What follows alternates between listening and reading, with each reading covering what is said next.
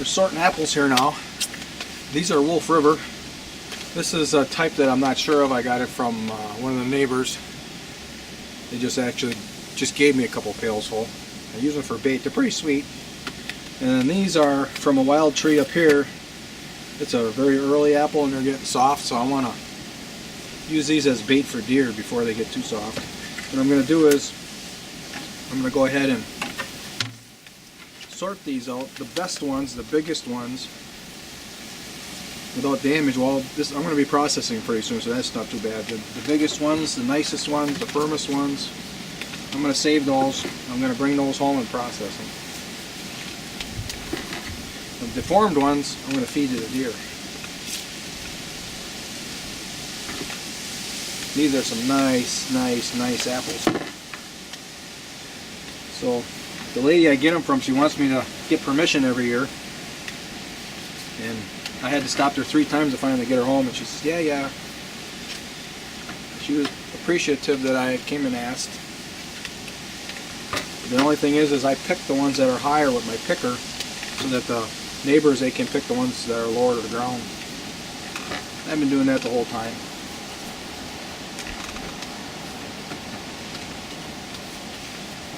So this amount, this half a bucket of apples, that's what I use for deer bait over 3 days of hunting.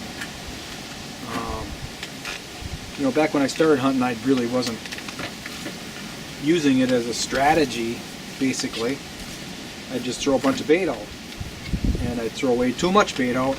And what would happen is the deer figured out that they don't have to come in during the day to eat it. They can wait until it got dark. They would come and eat it. Well, why not? They're safe. They feel safe in the dark. So now I got a strategy where I only put a little bit out at a time. Very little.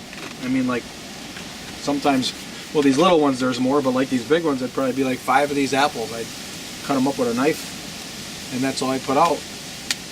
The deer, they figure out that you know, if you don't get there right away when they're put out, they're not going to get it, because the idea is the first deer to come along should eat it all. There's none left. And all the deer that precede that come to the area, they smell those apples are there. They know they were there. And so now it becomes a competition. Which one gets out there first? And I do have a big old doe right now. It's kind of hogging the space. And she's probably within 50 yards of that area where I put the apples down right now. And she's not afraid of me. She doesn't run when she sees me. But she's kind of hogging it. But I still view that as a positive, because all the deer that come along, they smell her. They know she's eating apples. And they smell where those apples were put on the ground. They know there were apples there. So now they're coming to check during the day too.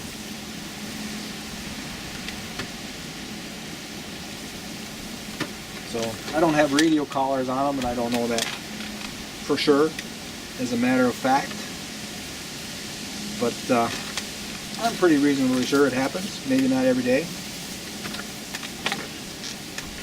but enough of the time that there's always deer there during the day now, because that's what I'm doing.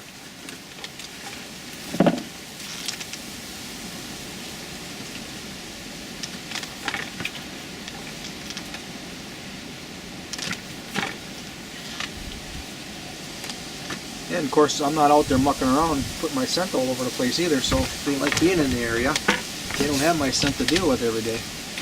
All I'm doing is walking a straight line till I'm dropping the apples, and then I'm walking right back out of there. Looks like I gotta change the battery. She's flashing. I'm back.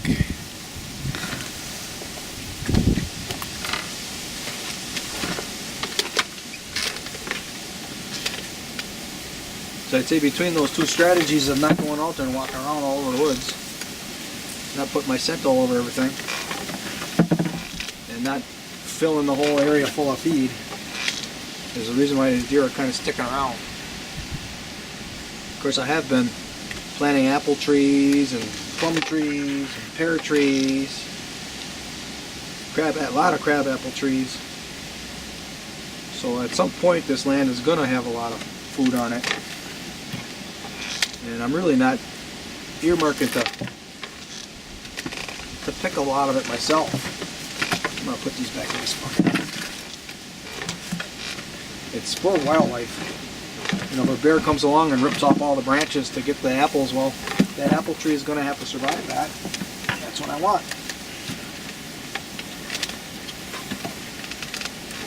You know, bears got to eat too. And deer can get a hold of that, and raccoons can get a hold of that, and possums, and all kinds of bird life, insect life. I want to create a haven for all of it here. And the only thing I really want to hunt is deer. I don't want to take anything else. You know, there'll be a few times when I'll take apples and pears and or whatnot, just because I'm here and they're available. And I'm not growing this like an orchard where I'm gonna get as much as I can out of it and sell the surplus. I'm not interested in that.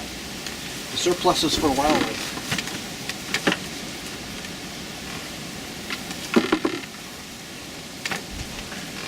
Okay, so I got this done. Now we want to sort this one out. I want to keep this black one. I bring the bait out with this black one because it's not all flashy.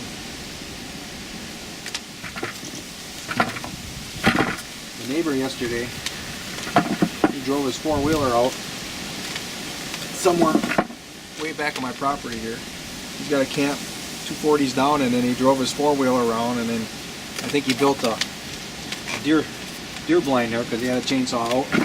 He was back there for a couple hours using that chainsaw.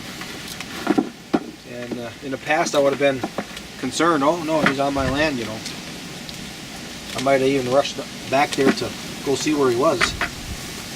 But you know, sound carries, and I think he was off.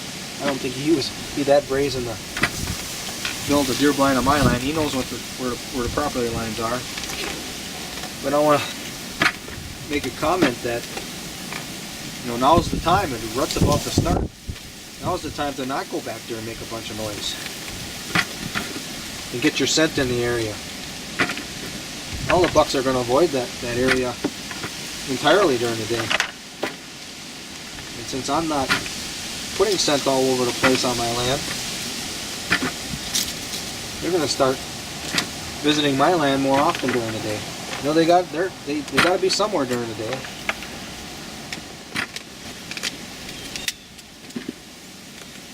Got about half of them. I'm going to go twice out there with some apples. Okay, so that I can go back out there with later. So I'm going to go out there now. I exchange cards and then watch to see what came in at night. Which, because there's no feed, very few deer come out at night. And then these two are going to go in my car and come home with me. Okay. That's the deer stories for today.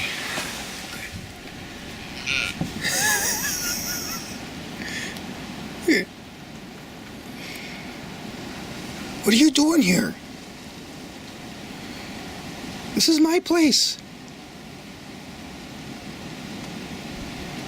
Huh? Are you hollering for apples or what? Huh? Better go back where you came from. Yeah.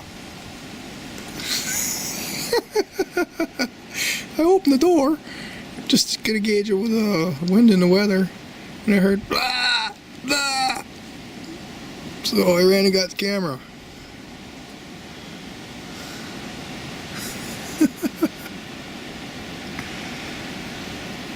You want your apples now? You're gonna have to wait. Yeah. Yeah. Finally.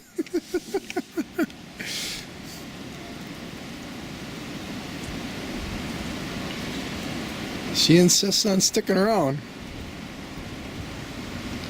Any other wild deer would just be gone.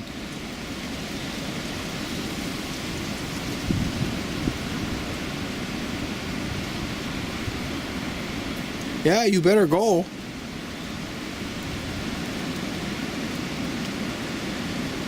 Bye-bye now.